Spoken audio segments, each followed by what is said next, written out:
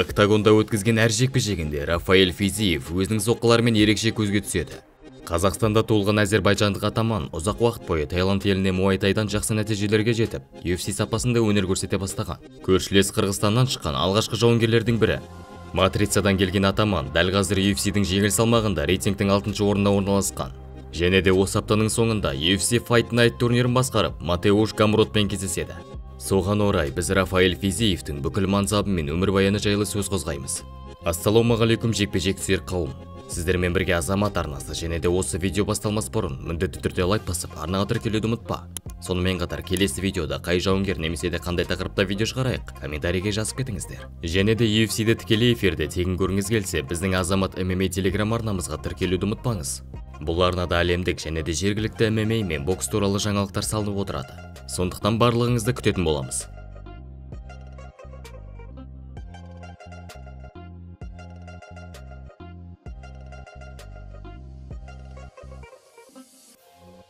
Рафаэль 1993 жылы Жамбыл облысы Қордай ауылында дүниеге келген.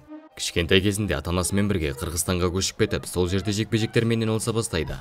Бокс пен самбоға ұзақ уақыт бойы қатысып, кейін муайтайға ауысқан еді. Солай 15 жасынан халықаралық турнирлерге қатысып, жеңімпаз атанып жүрді.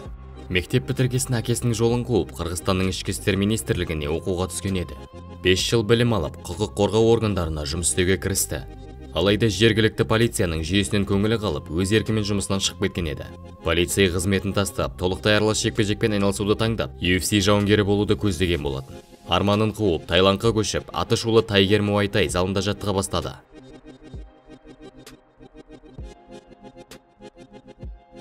Әр апта сайын Рафаэль муайтайдан жергілікті турнирлерге қатысып, атын шығара бастады. Өзінің айту бойынша бір жекпе-жек үшін $100 алатын. Дегенмен Физиев кәсіпқой лигалардың көзіне түсіп, Бенгла стадиумда жекпе-жектер өткізе бастады. Алғашқы жекпе-жегін француздық Ситоры Дамьяномен өткізді. Бірінші минуттан бастап Рафаэль қарсыласын сатылар бойынша жұмыс жасап, сындыра бастады.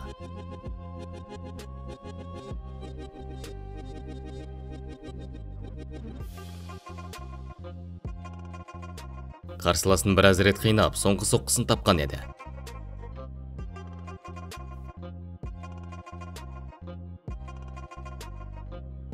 Әрі қарай Рафаэль австралиялық Джек Питакпен кездесті. Алғашқы минуттан бастап темпті көтергесін нокаут өзін күттірмеді.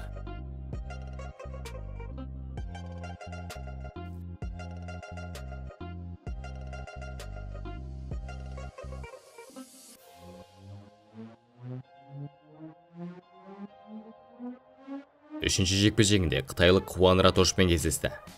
Бойы ұзын қарсыласы ара қашықтықты ұстап, ауыр соққылар тигіземін деп ойлаған.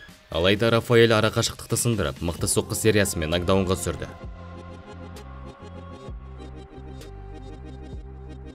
Қытайлық жауынгер берілмей, жекпе-жекті жалғастырамын деген ой ұзаққа созылмады.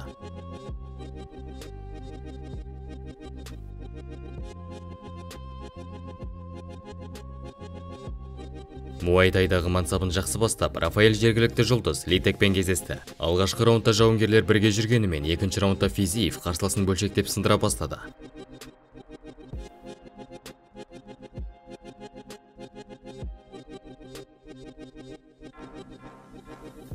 Біраз ауыр соққылардан соң атаман жақсы соққы сериясымен жекпе-жекті аяқтады.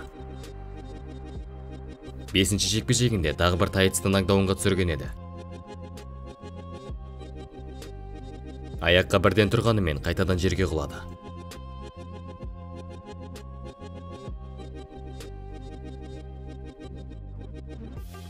Алайда тайец берілмей, жекпе-жекті ары қарай жалғастырғысы келді. Бірақ Физиев айналып теуіп, қарсыласын нокаутқа түсірді.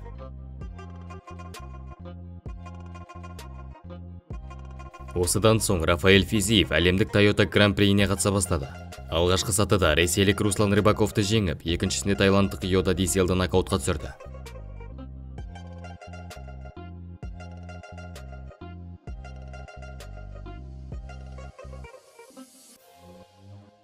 Финалда Рафаэль жергілікті чемпион Сагра Пичингпен кездесіп, жақын жекпе-жекте төрешілер шешімімен жеңіліс тапты.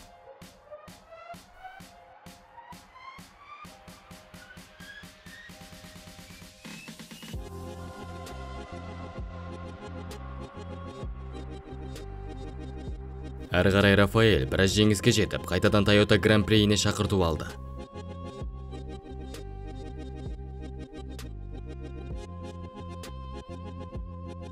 Алғашқы сатыда жергілікті жұлдызды жауынгер Гидрит Садиярмен кездескен еді. Жекпе-жек 3 раундқа созылып, атаманның сенімді жеңісімен аяқталды.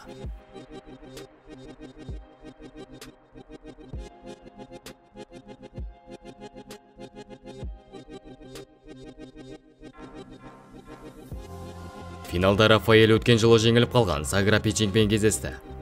Алғашқы раунд жақын өткенімен, соңында Рафаэльді бүкіл әлемге танытатын қимыл жасаған еді. Өкінішке орай, Рафаэль қайтадан жеңіліп қалды. Бірақ матрицадағыдай жасаған қимылы бүкіл әлемге таратылып кеткен еді. Кейін видео UFC президенті Дана Уайтқа дейін жеткен болатын. Солай Рафаэль аралас жекпе-жектен біраз мықты промоушендердің көзіне түсе бастады.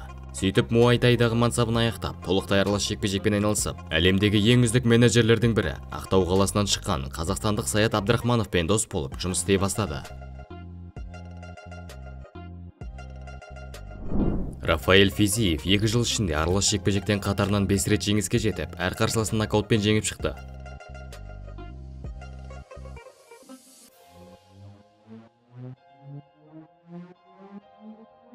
Алтыншы жекпе-жегінде Рафаэль Алматы қаласында өткен Титан 51 турнирінде қазақстандық Нұржан Туткаевпен кездескен еді. Жекпе-жек төменгі темппен басталғанымен, раунд соңында Рафаэль толықтай жұмыс жасай бастады.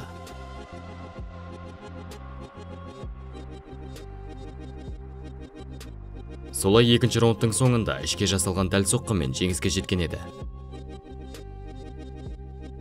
Осыдан соң Рафаэль мен UFC матчмейкерлері қызығып, өздерінің сапына қосып алды. Абсолютті промоушендегі алғашқы жекпе-жегін Ресей елінде Магомед Мустафаевқа қарсы өткізді. Екі жауынгер де мықты соққыларға ие болатын.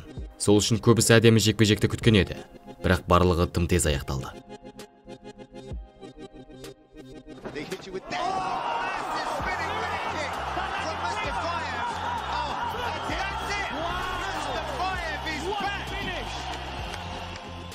Мустафаевтың айналып тепкен соққысы блокқа тигенімен тым ауыр болып, Физиевті нокаутқа түсірді.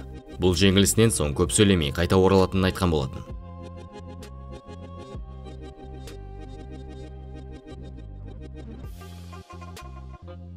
Келесі қарсыласы Алекс Уайт. Американдық жауынгер UFC-де 5 жыл бойы өнер көрсетіп, аңыз Артем Лобовты ұтқан еді. Рафаэль жекпе-жекке сенімді шығып, бірден ауыр соққылар тастай бастады. Бұған қарсы Уайт соққылар алмасуға тырысқанымен, Рафаэль соққыларды дәл тигізе бастады. Екінші раундта Рафаэль темпті көтеріп, күреске қарсы тұра алатынын көрсеткен еді.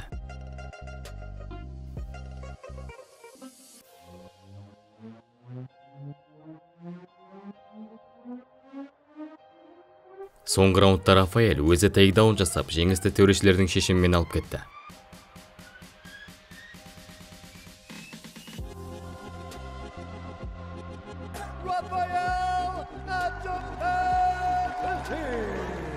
Осындай әдемі төбелестен соң Рафаэль атышулы проспект Марк Диакисемен кездесті. Конго жауынгері қатарынан 13 жекпе-жекте жеңіске жетіп, жеңіл салмақтағы ең талантты ударник атағына иеленген еді. Алайда бұл жекпе-жекте Физиев өзінің тым жоғары деңгейде екенін дәлелдеді. 3 раунд бойы Рафаэль әр сатыда жұмыс істеп, ауыр соққыларды дәл тигізіп жүрді.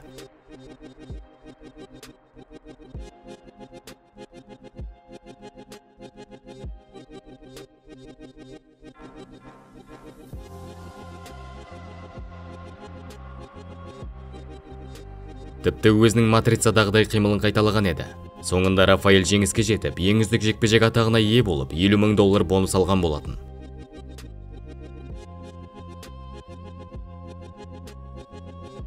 Осы жеңістен соң Рафаэль UFC 256 турнирінде Ренато Майканомен кездесті. Кезіндегі жартылай жеңіл салмақтың чемпиондығына үміткер болған бразилдік жауынгер Келвин Каттар, Кап Суонсон және де Зубайра Тухуговтарды сенімді жеңіп шыққан еді. Жекпе-жек басталысымен Майкано октагонның ортасына алып прессингке көшті. Бірақ Физиев бұл қысымды ойнап жүріп сындырып, соққыларын дәл тигізген.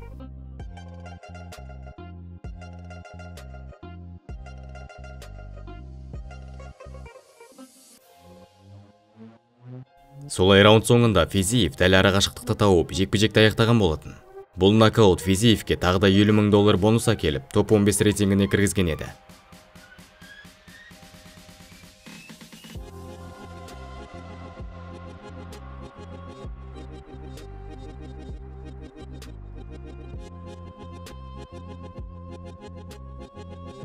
Келесі жекпе-жегінде Рафаэль Хьюстон қаласында өткен UFC 265 турнирінде американдық Бобби Гринмен кездескен еді. Алғашқы 2 раундта Рафаэль қарсыласынан басым түскенімен 3-ші раундты беріп қойып, төрешілердің шешімімен жеңіске жеткен еді. Кейін жекпе-жектен соң Хасболланы жекпе-жекке шақырып, бүкіл хайпын алып кететінін айтқан болатын.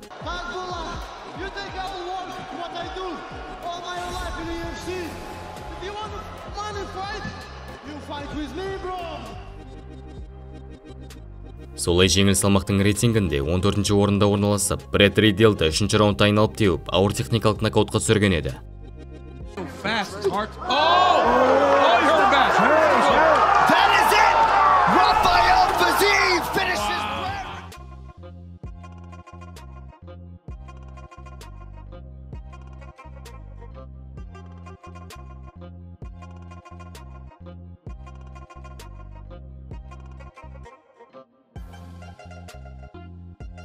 Осыдан соң Рафаэль Физиев UFC-дегі басты Рафаэльді анықтау үшін экс-чемпион Рафаэль Дос Аньоспен кездесіп, UFC Vegas 58 турнирін басқарған болатын. Көбісі Физиевті бұл сынақтан өте алмайды деген болатын. Себебі Дос Аньос джиу-джитсудан қара белбеу иесі болғанымен шектелмей, өте тәжірибелі грэпплер еді. Дегенмен атаман жекпе-жекте хейтерлердің сөзін жоққа шығарған еді. Алғашқы раундтан бастап Дос Аньостың күресі өтпей, стойкада Физиевтен біраз ауыр соққылар жеген болатын. Осы көрініс 5-ші раундқа дейін созылып, Физиевтің ауыр соққы сериясымен жекпе-жек аяқталған болатын.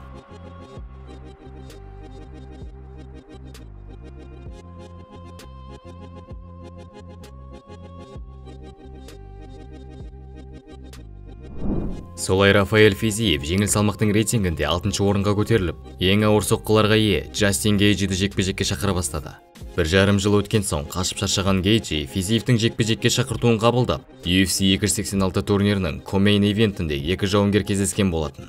Алғашқы раундта Рафаэль Физиев керемет көрініп, жоғары жылдамдықта Джастин Гейджиді біртіндеп сындыра бастады. Тіпті Гейджи Физиевтің соққыларына үлгере алмай жатқан кездерде болған еді. Алайда Гейджи 2-ші раундтан бастап жекпе-жекке орала бастады. Солай 3-ші раунд басталмас бұрын есеп 1-1 болатын. Ал 3-ші раундта жоғары темпке көшкен Гейджи Физиевті толықтай сындырып, бетін қызылға бояған еді. Сөйтіп Джастин Гейджи төрешілердің бөлінген шешімімен жеңіске жетіп, Физиев аралас жекпе-жекте 2-ші рет жеңіліп қалған еді. Рафаэль Физиев әр жекпе-жек сайын қосып, дамып келе жатырған жауынгерлердің бірі. Октагоннан тыс болып жатырған мәселелерге қарамастан, әрдайым жүзінен күлкі түсірмей, жекпе-жектерінде жанкүйерлер үшін шоу жасауға тырысатын жауынгер. Жерлесімізге Матеуш Камбродқа қарсы болатын жекпе-жегіне сәттілік тілейміз. Ал осымен біздің видео соңына дейін жетті. Егер де сізге ұнаса, міндетті түрде лайк басып, арнаға тіркеліп кетуді ұмытпаңыздар. Сонымен қатар келесі видеода қай жауынгер туралы немесе де қандай тақырыпқа видео шығарайық, комментарийге жазып кетіңіздер. Сіздермен бірге болған Азамат арнасы. Сау саламатта көріскенше сау болыңыздар.